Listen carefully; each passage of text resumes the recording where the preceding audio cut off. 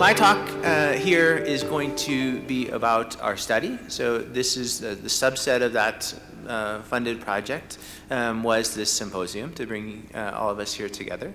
But really the main part we looked at and already alluded to is what happens to the microbiome when people come together, right? So we want to know, and we have a lot of those cases in the military, so we can think about it if you've ever deployed, right? You go over to a deployment and you are with 12 of your very close buddies in the same tent for a number of months or up to a year or so, and so your microbiome might change there. And it might be important to know how this changes. And Dr. Gilbert talked about his study, so this is kind of where I first I met with his grad student Simon a number of years ago, and we kind of had a Sloan function. We were having a drink, and we started talking, and he was telling me about the study, and I was like, this would be really great for cadets, right? To figure out how this would work, and I would really like to do it in a deployed environment. Cadets is kind of our next set. So that's what I'm going to talk to you about, that study. I'll just go ahead and get started. So we get a lot of visitors here at the Air Force Academy. I mean, this is, Colonel Chris said this is your Air Force Academy. And so this was one of the visitors groups we had. It was about 20 or so Marines, high-ranking Marines that came in from their Marine War College. And I'm not really even sure why they were there, but for some reason the dean just says, well, just go see Andy's work on microbiome. So we're like on the tour guide now. So they came into my office and I gave them the whole spiel and I'm saying, oh, you have this microbiome, and I was relating it to the built environment and I'm relating it to mental health. And at the end of it, one of the Marine colonels is like, Andy, so are you telling me somebody has a weak microbiome, they're going to make my whole unit weak? It's like, oh gosh, how do you answer that? So I said, this is kind of where we're going with that, and so I bring up the story because this is our study is kind of the initial. How do you figure that out? How does this microbiome change as people come together? We know a lot about, we can look at the teaming aspect and whether you bring in one person and how it changes team dynamics. We know that's important for the military, for our functions, but we don't necessarily know the biological aspect of that. So we don't really know it. The other reason I bring up the story is we have a very different audience sometimes for some of us that are in the DoD. Right? And they ask very different questions than normally we would get. Sometimes it's very pointed. If you've ever dealt with kind of Marines, can be quite pointed in their questions, which is great. So I was able to know exactly what this gentleman wanted. And so that's the other kind of reason why we're here, to talk about, we have these sessions that we'll have, and how do we have these initial talks and where are we at with our research now and where are we going in the future and what's important for the DoD type of levels of research. So. We started, I think Dr. Brenner's going to talk more about this this afternoon, but we started this MVM consortium, this group, kind of in the last 2 years or so, and so we have this core group, and then Dr. Gilbert joined in, and Dr. Kinney joined into this study with us here.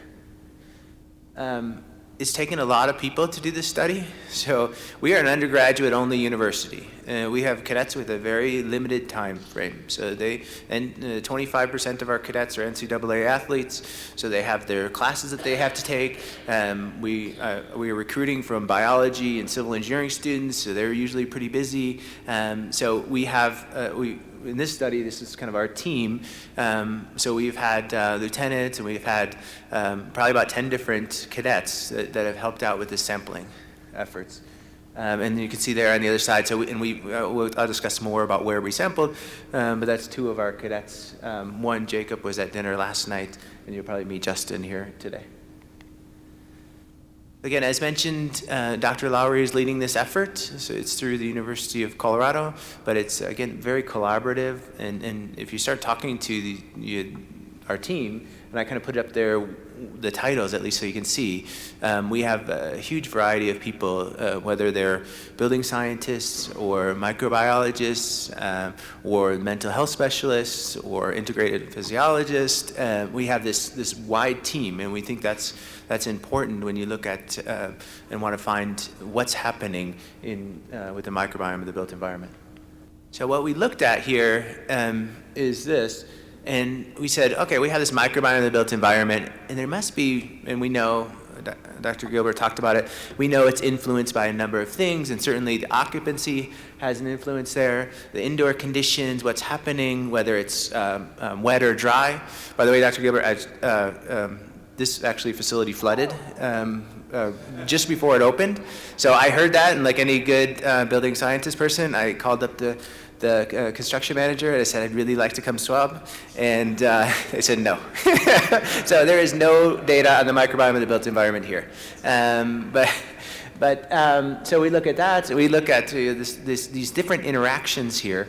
And specifically, the occupants have a number of factors. So if we say that the occupants are important on the microbiome of the built environment, well, then maybe we should look and see how the occupants are different and what variability we have.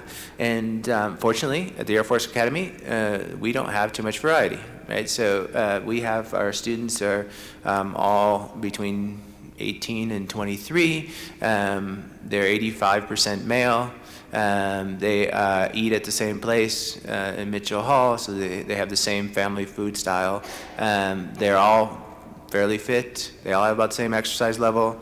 They're all kind of on the same sleep schedule. It's not like other universities.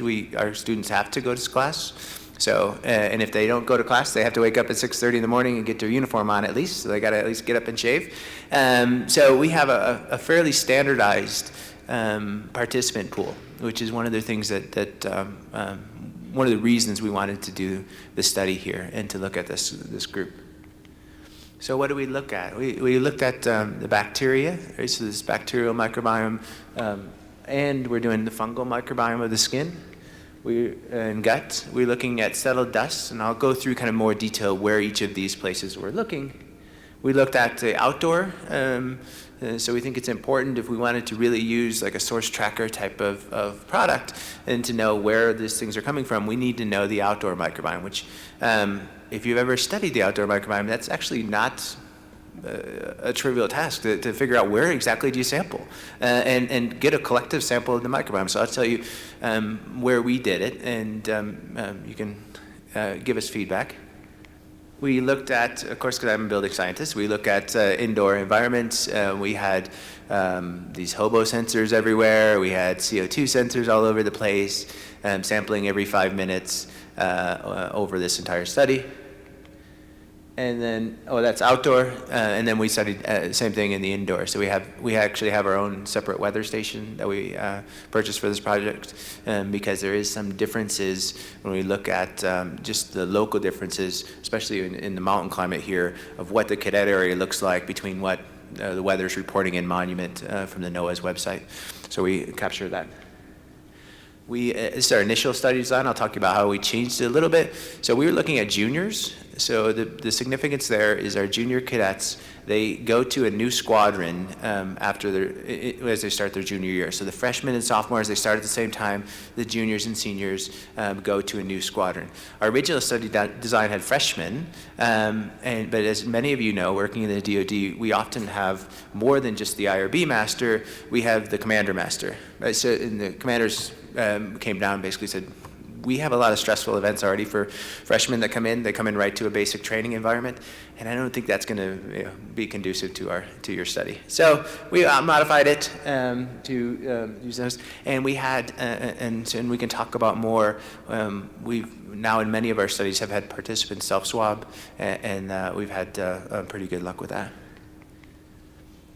I won't even go through this, just kind of put it up there so we had it digitally stored. But hypothesis, basically, we were looking at, we have these cadets that come into together, we sampled roommate pairs, and we want to know how the microbiome comes together. That's basically it. That was the big idea, right? And how quickly it changes. We had added some secondary measures to say, well, we have this kind of unique cohort, so we're looking at some, like, does the stress levels affect the microbiome, the personal or the built environment? And then we also looked at, we have different groupings. So some people live together, that's a group 1. The next people live in the next floor down, that's a group 2. Next people are in the group is in a different building, or the other same building, but way on the other side, that's group 3. And then we have a group 4 that's in a completely different building that was built at a different time. this is just the timeline. So you don't feel bad. It's not just a symposium. I like to do everything pretty fast. You are only at the Air Force Academy for a certain amount of time, so we hit the ground running. So we started this study in July. I had already secured IRB approval prior to the study being awarded. We started sampling in August. We sampled 5 weeks at the beginning of the semester, right when the cadets came, and then we sampled 2 weeks right before finals. So again, I would like to have sampled finals week, but it was determined that was probably not a good idea. We'll catch them right before finals. We'll talk more about that with the results. And then I sampled, then they went back, and so maybe different than some other places, like our dorms actually close. So there's nobody that stays here at winter break. So after winter break, they come back and we sampled again for another 2 weeks. So that was our study design there, and that's kind of where our timeline is. We're at the fun part here, and so this is the first time we've actually presented our data. So you'll see a little bit, you go to Sloan conferences or other microbiome conferences, and about 80% will have some disclaimer, and it'll be one of the two options I've heard. It'll either be the data is right off the sequencer, or we don't have the data, right? The sequencing data, the sequencer broke or something like that. We thought we were actually concerned about the second one, but we're happy to say we have the first one. Through some of Miles' work, at 1 o'clock in the morning, and he's texting me on the plane as he's flying over here, we're able to present to you some of our initial microbiome. I'll take that with a grain of salt. It's just the our initial view of what we have, right? But we just wanted to share it with y'all, as we're pretty excited, and it's only a subset of what we have. So the other ones I showed you, the ones in blue there, so 4 out of the 6, we already have accepted abstracts where we will present this work at. And mentioned already, where there's the healthy buildings, we actually applied for and have a special session in Poland, which is solely based on kind of this one of these ideas. Our hypothesis is, how does the mental health affect the microbiome or vice versa? So these stress levels, which I'll talk about. So just to orientate you, I know we haven't had an official tour yet. It's coming, but you're up there, right there in the Polaris Hall. We have 2 dorms here. One is called Vandenberg. This is our original dorm. And then after that came Saigon, which is built about 6 years after that. These are 1950s structures, early mid-1960s structures. For the other building scientists people here, interesting. It's a different environment than most places would be. We have heat served by a heat plant. We have 2 in each dorm. We have 2 windows that can open. That's it. There's no air conditioning at all in these systems. So we're kind of in a different environment. So that's why one of the things we looked at was the indoor air and the effects that might have. So I mentioned kind of the study design already. This is Vandenberg dorm as I'm standing down the hill, and we can see there. So this is the kind of sampling we did. So we got cadets to participate, and we had cadets. We had the roommate pairs, and we tried to get them around. And this is like group 1. So we had to get them around in different places. And I'll go through kind of specific, but you see the different colors. We swabbed their rooms, we swabbed them, we swabbed their activity rooms where they hang out, we swabbed their doors, we swabbed the floors. We got lots of samples for Jack. Another group, we originally were just going to do this on 1 floor, and then we had to do it on 2, but this is just underneath, so it's very close. And the way we were set up here, we're set up into squadrons. So group 1 is squadron 1 and 2, so they'll have a lot of interaction. It's just a straight circle, walk around, and you can be together. So here's the group 2. Group 3, completely the other side of the building, but still in the same building. And again, there's no shared ventilation in these facilities. And then group 4 is although it looks very similar, it was built 8 years later, I think, a completely different facility across what you'll see today, what we call the terrazzo. So what do we sample? My cadets sampled lots, so this is why I had 10 cadets. The advantage, which is actually interesting, we found out was cadets are very free with their room and their space. They're used to being very close together.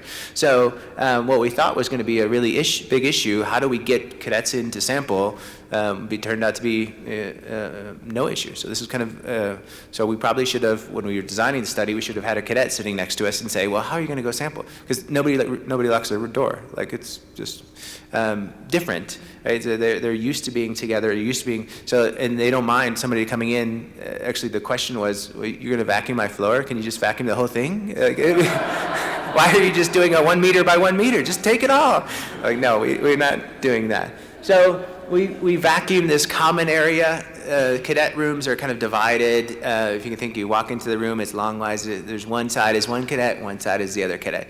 They look exactly the same. They can alter their furniture a little bit. They can't introduce new furniture. So they have a bed, they have a desk, they have a chair, they have a bedside table. Pretty standard.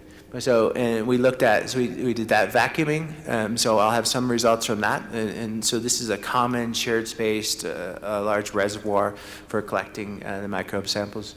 We also swabbed their desks, and so we have one side of the desk, we sampled on Monday and Tuesday. So all these weeks we sampled Monday and Tuesday, Thursday and Friday. So we didn't really know how, and that's one of the things we want to answer for researchers later, is how often do we need to sample? Like, it's not really there yet in literature. So we sample Monday, Tuesday, again on Thursday, Friday. The desk was one side, we sampled one desk. Monday, Tuesday, we sampled the other side on Thursday and Friday. And this is how we sample the outdoor. So there's two windows, and then there's a little ledge in between the windows. So we didn't want to sample where the windows opened, so we knew it had some influence from indoor and outdoor. So we had the cadets very carefully, because we were on the 6th floor, open up the windows and swab on the outside. One side is on Monday and Tuesday, the other side is Thursday and Friday. Right, so that's how we were able to, what we think is outdoor. So when we say outdoor, we can actually say it's outdoor, a participant one's room. This is their outdoor microbiome. So when we look at the change in the microbiome, we don't have to have a collective what's in the outdoor microbiome. We could say what's really right outside their window. And then we did common areas. So there's been some work on this spatial distribution of what happens in the microbiome, either at low surfaces or high surfaces. So we sampled both low surfaces and high surfaces. And Rachel could probably tell you a lot more about that. There's her pizza boxes and Petri dishes all over the place. We sampled bathroom handles. So again, our initial study design was all male. So we went to the male bathroom handles. It's common. Everybody's touching it, not just our participants. So we had roughly 12 participants in the whole squadron. There's about 200 people, right? So we have just a subset cohort. And then we went to their squadron where they have meetings, where they watch TV, that kind of stuff. And we vacuumed their squadron common rooms. And really, I mean, so when I say we, I mean the cadets. So if you see them here around and they can make it up here, you can make a note for their great work. So we asked people to swab themselves, right? Because if you have 48 participants over basically 18 time points, it's a lot to swab. So what we did is we put a freezer, and this worked out really well for us. We put a freezer into every squadron, and just a -20, and then I had my cadets every 2 days run around to these freezers, grab out the samples, and take it to our -80. And so that way they could do things, in the comfort of their own environment, right? And so what we were sampling, we sampled the oral, and so actually saliva, but not the oral microbiome. We were looking at cortisol levels for that. We sampled the skin, which is, again, it's actually a non-trivial. Where do you try to get a representative sample of all of the skin? And we've done some studies with hands. We didn't want to do all hands because it's just a little too transient. So we did the inner elbow here. And then, of course, we sampled the gut. And thankfully for diversity, we did add, not for diversity, but we were looking at stress levels and how that affects the microbiome. So we were able to add, get an IRB approval to add additional participants. And at this point, we said we would like everybody. So we added both male and female participants that looked only at time points just before winter break and just after winter break. Like what we think would be a high stress and what we think would be a low stress. And we sampled the same there. And of course, we didn't sample directly the gut. We sampled their stool sample, which is interesting to try and tell a 19-year-old how to do that one. But we got lots of practice now. We also, and so, you know, by the way of that, the microbial samples, we have over 3,000 different microbial samples that we've taken. And so we'll sample those and sequence those in both 16S for bacteria and ITS for fungi. So that's kind of where we're at right now. We also did a lot of surveys. So we have over 10,000 different data points from all these different surveys. And we designed some of our own surveys. Some are kind of standard mental health surveys or stress surveys. So perceived stress, OQ45, if you, this is all very new to me in the last year and a half. PHQ-8, and then we did, like I mentioned, the saliva there, measuring cortisol levels in an assay. So all of that, so we have 300 different saliva samples. We have 10,000 different data points from surveys. That's everything from how often do you exercise to how much vegetables do you eat. So this is what we look like. You can see the cadets are fairly standardized. Some things were not, or surprised me. Apparently they don't, even though the vegetables are offered, they don't eat as much vegetables as are being offered. There's some standard deviation there. So we asked her, how many different types of vegetables do you eat per week? And some of the work in the American Gut Project has shown that's certainly important. Sleep is pretty good. Exercise is also one that we're kind of surprised the initial results of how much they exercised and how often that's reported. Again, in this we asked some dietary things, and we see that there's nobody unrestricted, no vegans, no vegetarians, although you certainly can be. It's not, it just happened to be our cohort doesn't have any of that. And then we had self-reported, of course, on who has allergies, who's taking vitamins, or who's taking probiotics. And you can't do a gut sample without asking about the Bristol Stool Index, so of course we did. And just for your knowledge, our participants are at 3.24, standard deviation of about 1. So it's that kind of stuff. I mean, it does matter, but it's interesting to have to ask. And we know that matters in the gut microbiome. It's a confounding variable that we need to account for.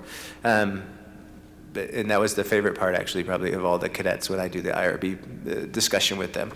You want me to do what, sir?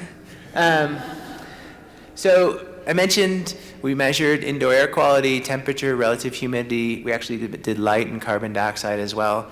Every 5 minutes in all of these rooms, plus the outdoors, for 9 weeks. Right? So if you start adding that up, we have a data set of 4 million different data points on this. And so what does it look like? I just kind of summarized here. It's a little different. So it was already mentioned Brent Stevens' work in the hospital. And so he has a really great paper out in PLOS ONE where he's talking about the built environment. And in the hospital, it looks very, very similar. Right, so these are controlled, ventilated rooms. They have very different changes, or very, very much the same. You don't go to the hospital and turn up your thermostat to 85, or you're in this case you don't have air conditioning. So if it's a windy day, you're good, and you're faced the right direction, you're good. So we see some variability, especially on the right-hand side there. That's Saigon, right? And so we see some variability that we're certainly going to have to look at.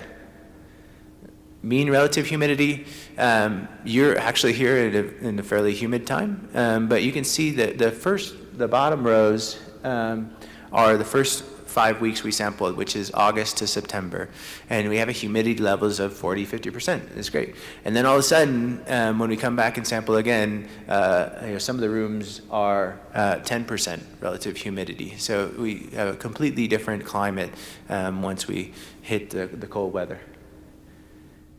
And then we also looked at kind of our initial look is say, and the ASHRAE folks won't like this because you really got to use a psychometric chart, I know, but just an initial look of, hey, how many data points in each of these rooms were outside of what the normal thermal comfort level would be? So 67 degrees Fahrenheit or 82. So how many data points are out there? And we see that Saigon has some are fairly significant. So some of the rooms are 16 to 17% would be outside of the thermal comfort zones. Partly I have to show the slide because the boss, to be able to, not my boss here, the big boss, to be able to agree to this study is like, well, we got to have some building data because I want to be able to improve Saigon. So this is his slide. You can improve Saigon, the old dorm that hasn't been renovated. You can see all the yellow there. There's a number of times when we don't have an optimized, which I think is also interesting for when you talk about thermal comforts. Its effect not only on the microbiome, but its effect on the cognitive performance of our students. So that's the other reason I bring up that point. We've done some initial work on so we have this carbon dioxide data. Right now you're sitting in your seat, you're breathing out 36,000 parts per million. You're the only source of carbon dioxide in this indoor environment. So we went from 350 parts per million when we first walked in here, and I would guess we're over 1,000 right now with these people, even with this big expansive building. So can we use, because remember we have very controlled dorms where they only have natural ventilation, they have no mechanical ventilation.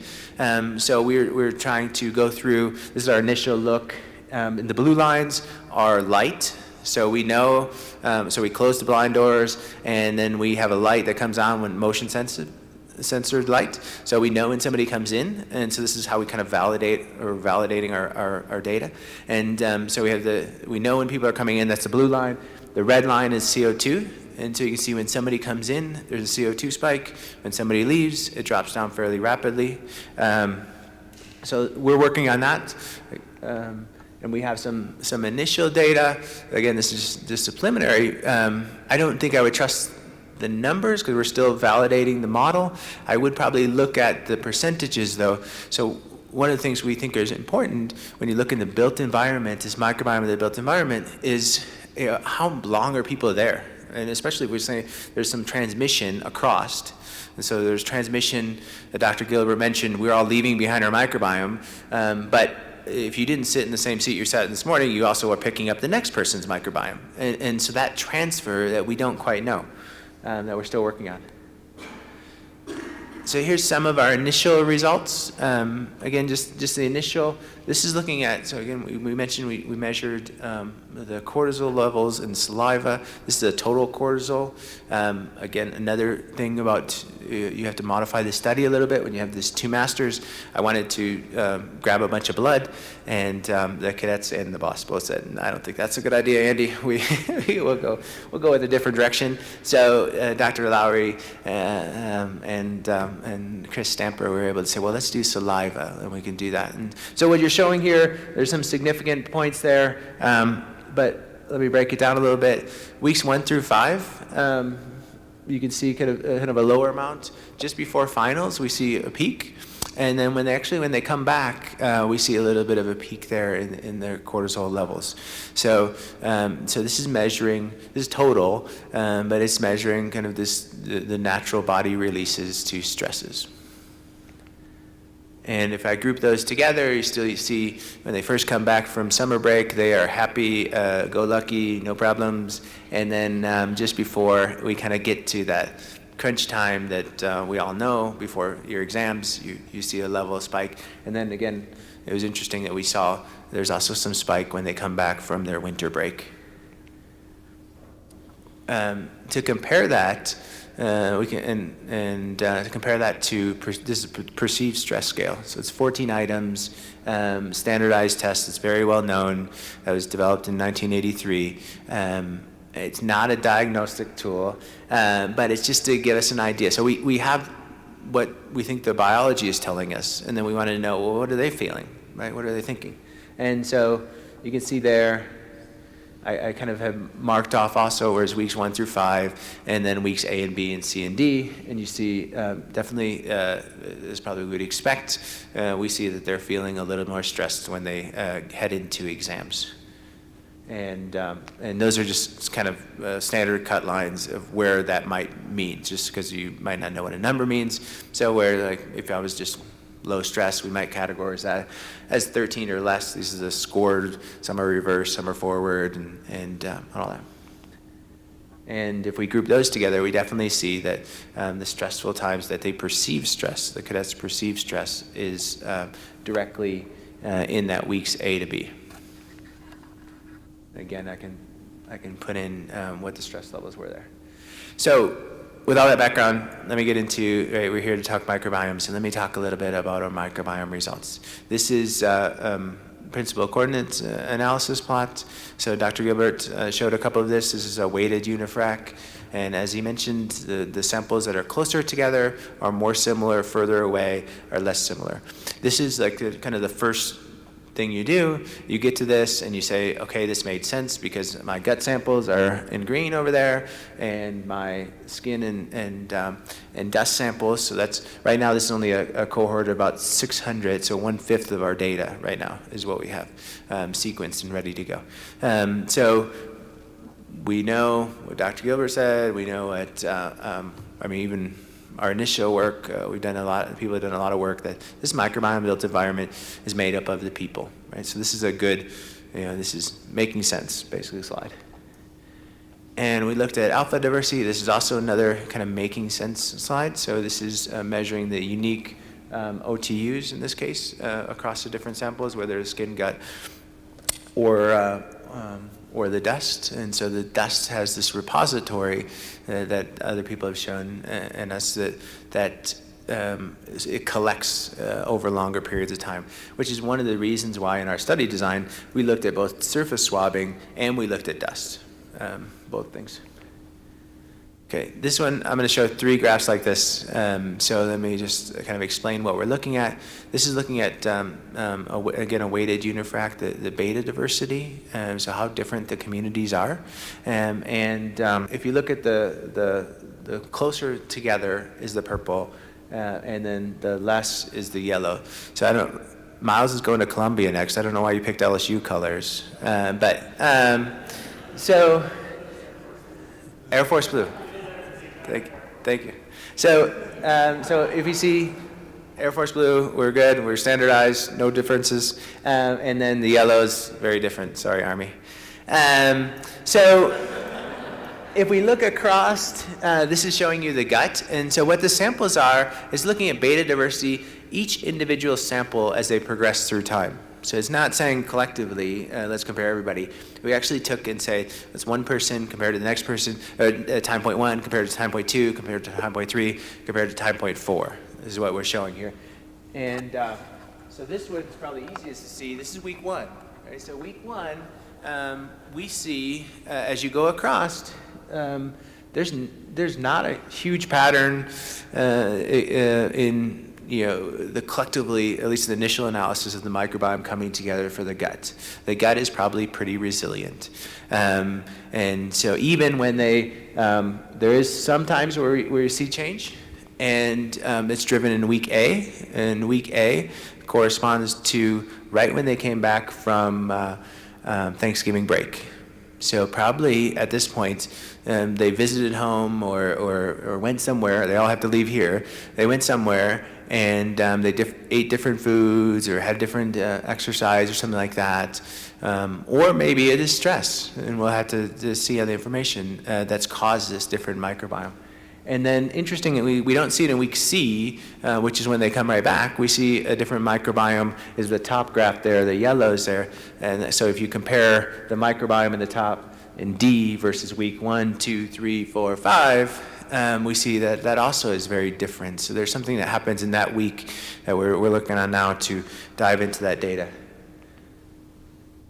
Interesting, you see kind of the same examples in the skin. Now you do see some patterns as you go from week 1 to week D, some patterns where it seems to start coming a little bit more together in the skin microbiome. Not as fast as we actually would have thought. So we'll have to look at, again, more detail, but it's not the science paper, said, well, we could find our microbiome in a home environment within a few days, right? Simon's great work there. So it might not be that fast in this cohort who are not related, who are in and out, and who are interacting with lots of different people, right? Because they all go to class. But then again, you see A and C. I want to point those two out as you look across. So A and C are also two interesting weeks where their beta diversity changed a lot from weeks 1, 2, 3, 4, 5, all the way up there. So A, again, is right after they came back and from winter break, or from Thanksgiving break, and C is when they come back from winter break.